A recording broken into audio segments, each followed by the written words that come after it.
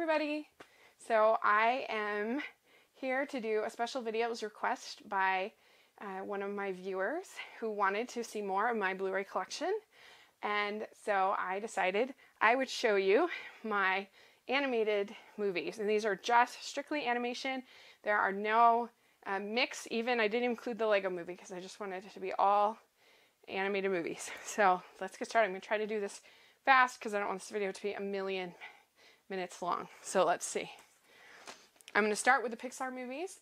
And the Pixar, started a series on my blog.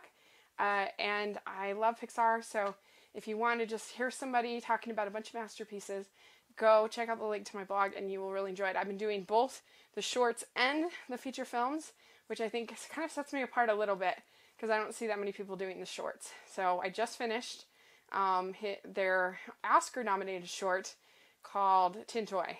So, and I'll get to Toy Story probably next week, which would be really cool. So speaking of Toy Story, I have the box set, Toy Story 1, Toy Story 2, and Toy Story 3, which is awesome. I have Bug's Life, which I think is underrated.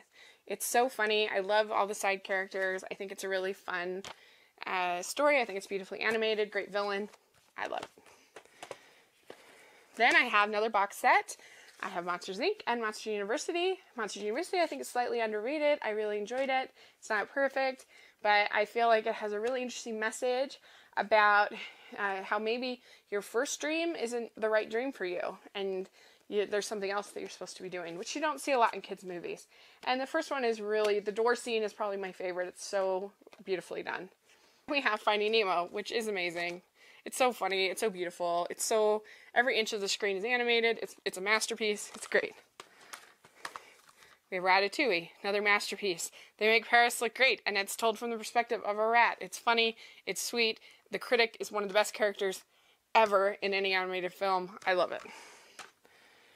My favorite movie ever of all time is Up. I love it. It's a masterpiece. It's so funny. I love that it reminded me of my grandfather, and so watching it is like a hug from my grandpa. I like Pixar's. I have The Incredibles. It's one of the best superhero movies ever made. I love the message about family. It's a great movie about work and how when we're not doing what we're called to do, we're going to be unhappy. WALL-E is a silent movie, but in the form of an animated robot. And I love it. It's perfect. It's a masterpiece. It's so beautiful. It's one of the best love stories ever put in film. Now I have Cars 2. I know a lot of people hate it. I don't hate it. I don't love it. I don't hate it. I got this for free, and I think it's kind of clever. I enjoy it. It's sort of a spoof on espionage movies. It's really silly, but with what they had to work with, I enjoy it. Next, the animated classic Dumbo. It's so beautiful. The watercolors. I love the melancholy of the story. It's not as racist as people think. It has moments, but I think people a little bit overblow it, but that's just my opinion. And I just think it's got such heart. And I love just the relationship of Timothy Q. Mouse and the acceptance. It's actually a movie that in a way promotes diversity and loving people that are different, and not just based on their appearance. Next, we have Cinderella. I love Cinderella. This made number 3 on my animated canon. I think Cinderella is an underrated female character. I love, I've talked a lot about Cinderella on this channel, so there you go. Alice in Wonderland. It's such a great movie as far as just nonsense. There's really not a whole lot of story. It's just Alice meeting a whole bunch of fun characters, and I love it. So we have Sleeping Beauty, which is an anime masterpiece, one of the great Disney villains, one of the great Disney princes, and I love the fairies. I think that they're underrated female characters, and it's just a great movie. Next, the best of the sketch era, in my opinion, is 101 Dalmatians. It just works so well. It's really, again, it's an example of a villain that is all bad, but is so menacing because she almost wins a bunch of times, and it's very tense, but also has moments of humor, and it's just a great story I love. I always say that a million times. Then I have Jungle Book. Great music. That's the main reason to enjoy this movie, is the great Sherman Brothers songs.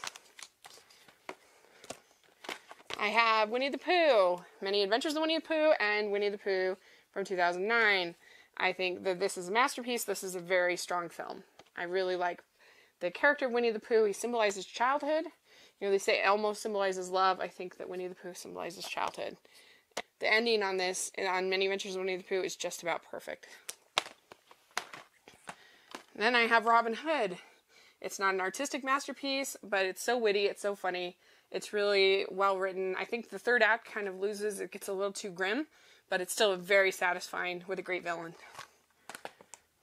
I have Mickey's Christmas Carol, one of my favorite versions of Christmas Carol, which is one of my favorite stories of all time. I have Little Mermaid. Little Mermaid is one of my favorite movies ever. It meant a lot to me as a child. It really spoke to me about finding your voice and you know, being uncomfortable in your own skin and figuring out who you are. And then I have the Little Mermaid sequels because I just had to get them because I love Little Mermaid. I have Hercules, underrated Disney film. It's such a weird combination of Vegas and Greek mythology and comic books, superhero. It's their first attempt at a superhero movie. I like it. I love the gospel music. I think it's funny. I like all the pop culture jabs, and I like the villain. So I have Mulan. Great story. I love the character of Mulan. She's such a strong female voice. It has kind of a weak villain, but I think it's a very, very satisfying story. Great underrated music in Mulan, I think. And then I have Tarzan, which I think is one of the best looking Disney movies. It's so gorgeous. The deep canvas and the way he flies through there like he's surfing is just so beautiful. I love the chemistry between Tarzan and Jane, and it feels like a real relationship. It's one of the best male characters in all of Disney. Another underrated Disney is Atlantis, The Lost Empire. This is a movie that is a action-adventure story. It feels almost like an Indiana Jones. He's got his crew that are a really diverse crew with a lot of different fun personalities. It's beautiful. It's kind of got a steampunk look to it. I thought it was just a really engaging story. I liked how they created a whole land with a whole backstory and culture and a whole language. It's just, to me, it was great. Then I have The Emperor's New Groove, which I just think is one of the best Disney comedies that they've ever done. You've got some really likable characters. You have David Spade doing a very funny comedic performance. Esme is a very funny female villain, and it's just a funny script. And so it's not maybe the greatest animation, but if you make me laugh, that's what I want out of comedy. Then I have Lilo and Stitch, which is a movie that has really grown on me. I love the relationship between Lilo and her sister, and this movie has such heart. I'm not that crazy about Stitch. I still think he looks like a cockroach, and he's just so mean, but still, I think it's a really good movie, and it's one of the only Disney movies that is about an actual little person, a little child. Another movie about a little kid that's in Disney, and this movie is a really weird movie. It's not for everybody, but it's just so different.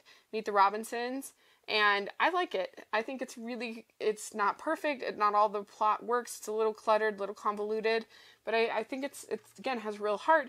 It's just something different from Disney, which I like, and I also got it for free. Then I have Tangled. I think it's their first attempt at a romantic comedy, and I love it. I think it's beautiful.